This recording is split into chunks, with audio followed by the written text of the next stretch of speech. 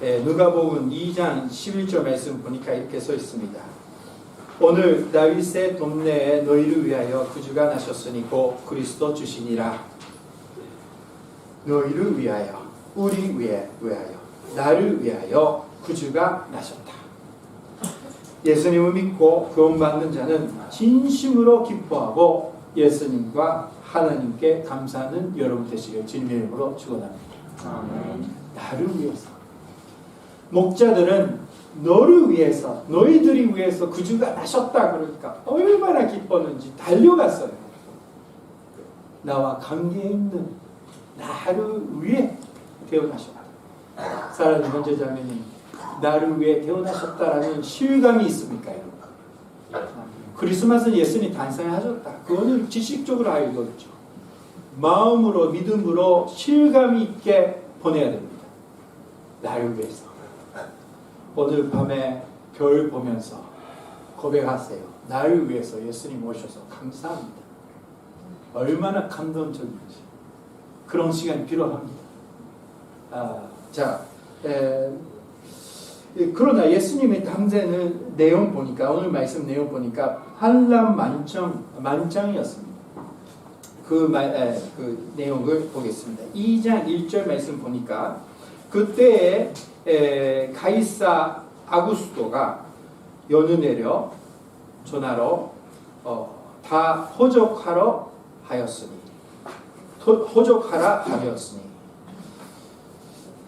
여기 보니까 로마 황제가 이제 중민 등록하라라는 겁니다. 이거는 이유가 있어요. 그거는 신병과 조세를 위해 사람들이 얼마나 있는지 조사하겠다라는 겁니다. 2000년 전부터 이렇게 똑같이 하는 겁니다. 자, 그러나 이 반식이 문제가 있었습니다. 그거는 이 절차는 각각 조산의 고향으로 기한해야 해서 등록해야 한다는 것입니다. 조산의 고향으로 들어가야 된다는 겁니다. 견주이시라면 견주로 가라는 거예요. 그런 뜻이죠. 이해하시죠? 자기 고향으로 들어가라는 겁니다. 자, 그런 반식이라서 이제 사람들이 여행을 시작하는 겁니다. 지금처럼 고트 여행 아니에요. 자기 돈으로 로마 나라 위해서 하는 여행입니다. 얼마나 힘들어요. 자, 로마 지폐를 받고 있는 백성들의 고생입니다. 고생. 2장 3절 말씀 보니까 이렇게 써 있습니다. 모든 사람이 호적하러 각각 고향으로 돌아가매. 4절. 사람들 다 가는데 요셉도 가야 됩니다. 4절 말씀 보니까 요셉도 다윗의 집 족속이므로 갈릴리 나사렛 동네에서 유대를 향하여 베들레헴이라 하는 다윗의 동네로 출발했습니다. 150km 거리입니다. 150km 걸어간다면 얼마나 힘들어요. 그리고 6절 말씀, 죄송합니다. 5절 말씀 보세요. 5절 말씀 다 같이 읽겠습니다. 시작. 야곱남 마리아와 함께 호적하러 올라가니 마리아가 이미 임대하였더라. 하나님의 때 임신되었습니다. 선녀님의 능력으로. 하나님이 정확하게 그 때를 맞춰서 이렇게 인도하시는 겁니다. 근데 하나님의 인도하시는 하나님의 아들 태어나는 그날에 150km 여행하다가 임대하고 있는데 여행해야 되는 그런 때가 되는 겁니다. 오히려 힘들게 하시는 거예요, 하나님. 자, 우리는 그것을 보면서 왜 하나님은 이러한 때의 타이밍으로 선택하고 그렇게 하시는지 우리가 생각해야 됩니다. 마태복음 8장 17절 말씀 보니까 이렇게 써 있습니다. 마태복음 8장 17장 이는 선지자 이사야를 통하여 하신 말씀에 우리의 연약한 것을 친히 담당하시고 변을 짊어지셨도다 함을 이루려 하심이더라. 예수님은 탄생하셔서 여러 가지 역사하시는 모습을 기록하고 나서 예수님은 오셔서 우리의 연약함을 그리고 우리의 염려, 걱정을 짊어지는 분이라는 것을 보여주시는 겁니다. 무슨 말이냐면 우리도 다 저는 그렇지 않지만 나라 때문에 고생하거나 지금 우리 일본에 살고 있지만 나라의 리더들의 결단을 못 해가지고 지금 얼마나 코로나 때문에 고생하고 있습니까? 식사하지 마라, 여행 가라. 뭐 무슨 말인지 모르겠죠. 식사를 같이 하지 마라, 그러나 여행을 가라. 여행 가면 밥은 먹으면 안 돼요? 밥 먹어도 되지만 마스크를 하라. 야, 알겠습니다. 여행을 가고 마스크 하면서 밥 먹어볼게요. 그랬더니 갑자기 여행을 가지 마. 네, 알겠습니다. 나는 식사하겠다 해가지고 막 매일매일 식사하더라고요. 그 사람들. 비싼 고기를 먹고 스시를 먹고 합니다. 누군지 얘기 안 할게요. 사랑하는 여러분, 우리는 언제든지 이런 자기 잘못이 없지만 환경 속에서 그리고 외국인으로서 살면서 그런 영향을 얼마나 많이 받고 있는지 모르겠습니다. 차별도 받고 힘들잖아요.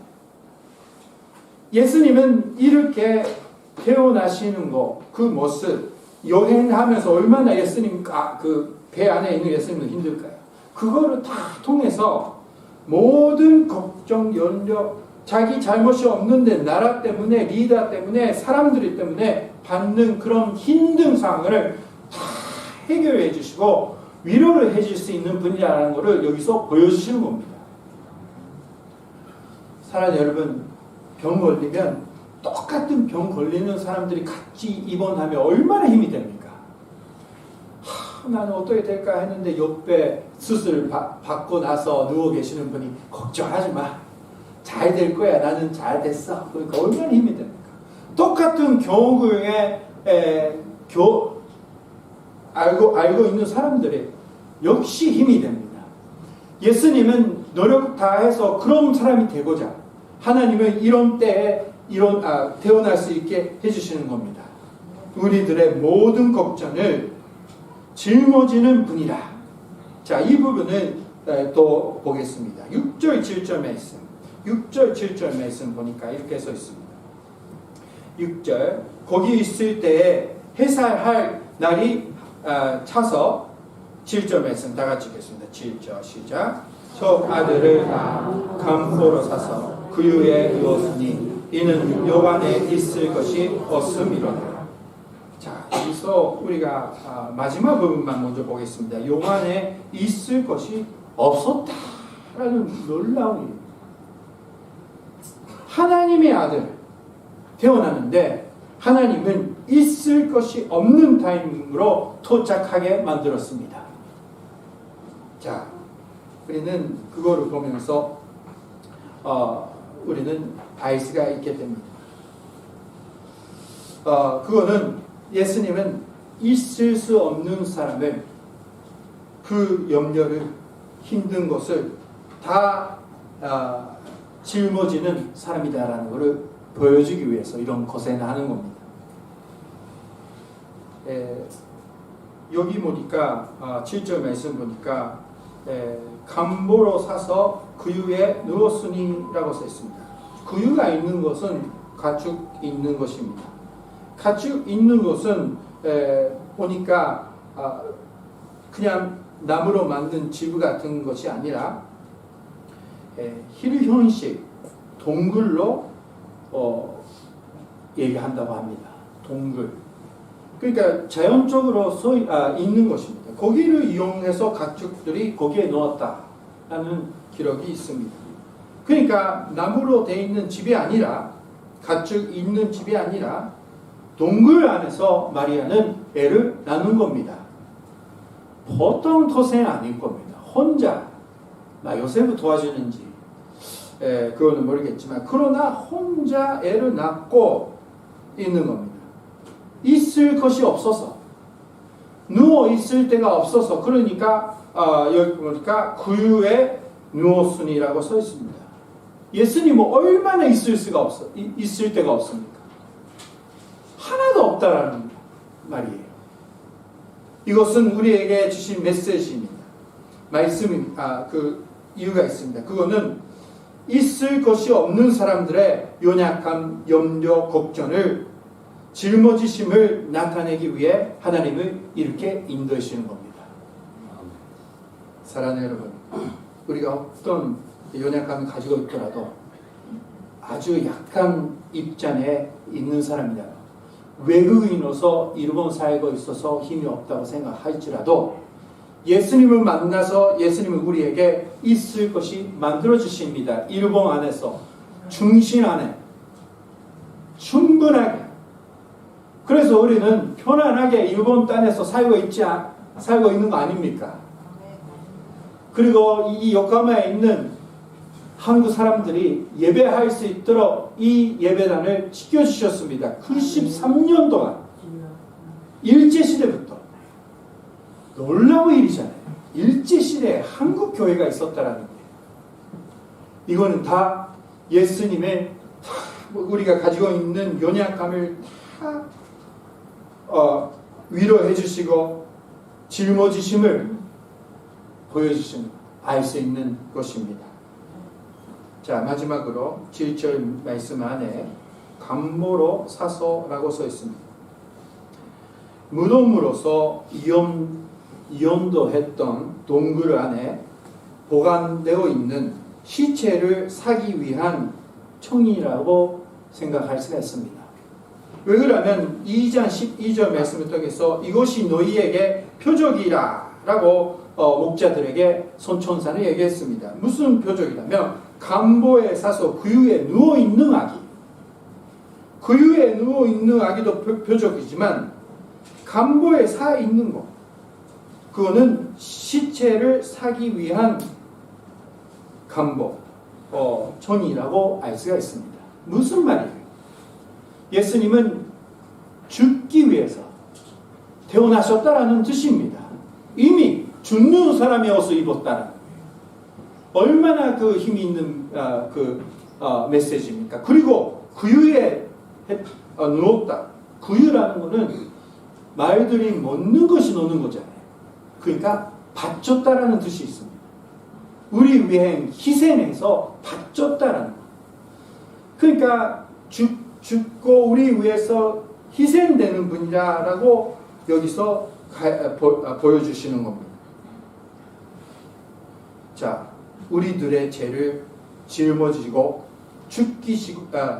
죽으시기 위해 태어나심을 나타내고 있다라는 겁니다. 베드로전서 2장 24절 말씀 보니까 이렇게 써 있습니다. 친히 나무에 달려 그 몸으로 우리 죄를 담당하셨으니 이는 우리로 죄에 대하여 죽고 위에 대하여 살게 하려 하심이라. 그가 죄짓게 맞음으로 너희는 나음을 얻었나니. 이렇게 써 있습니다. 예수님은 이렇게 고생하는 것은 우리가 가지고 있는 어려움, 걱정, 죄를 자기 거로 해가지고 모든 것을 해결해 주시는 그것 때문에 태어나셨다라는 겁니다. 자, 주 예수는 우리들의 연약함을 짊어지시고 있을 것을 주시고 그리고 우리들의 죄를 짊어지셨습니다.